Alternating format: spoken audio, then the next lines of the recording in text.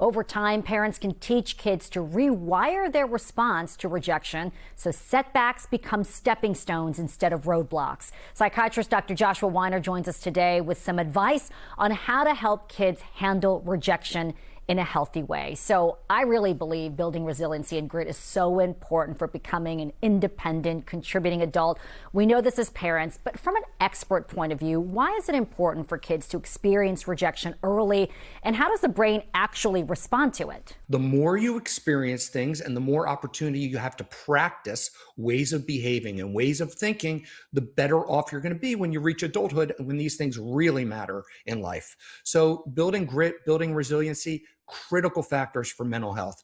Now, when people experience rejection, it's interesting because what they found when they've done these functional MRI studies is you see that being rejected actually activates the same part of the brain that gets activated when somebody's experiencing pain. That's such an interesting fact about the pain. What should parents say and avoid saying when their child does come home upset about being rejected? You want to make sure that you understand what they experienced before you start telling them anything. You want to repeat back to them. So this is what I'm hearing you say, because I can tell you if your kid doesn't think that you even understand the situation, it doesn't matter what you say, it's not going to be helpful.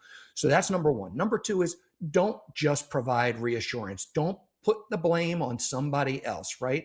You as a parent, you want to make your kid feel better. You don't want to say, well, those kids are mean, or that teacher was a jerk, or whatever. You want to say to your kid, look, let's think about what happened. What do you think contributed to this?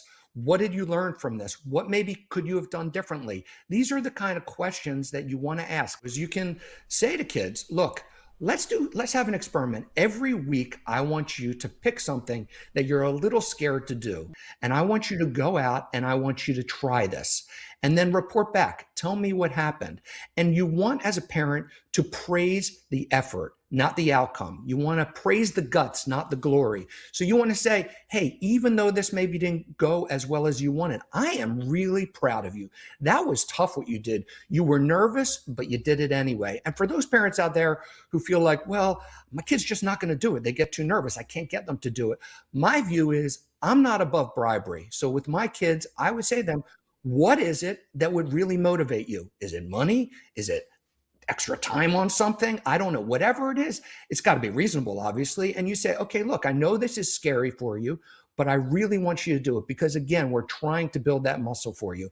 That's what I think parents need to do over time. All right, so how can parents keep kids motivated when they're getting a lot of no's? Kids go through these slumps and they start to feel discouraged.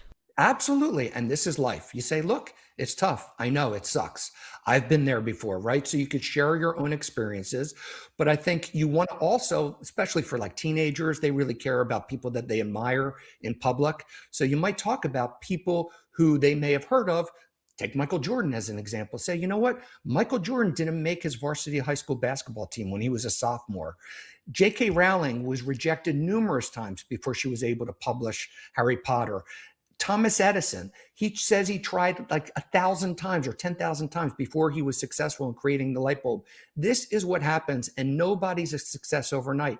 You've got to just realize, again, this is a muscle that you're building, and we're going to build that muscle so that you can be successful. And we never want your anxiety or your fear of rejection to stand in the way of you being successful in all aspects of life, relationships, jobs, etc. All right. I feel like adults could use that advice too. Dr. Joshua Weiner, thanks so much for joining us with that advice.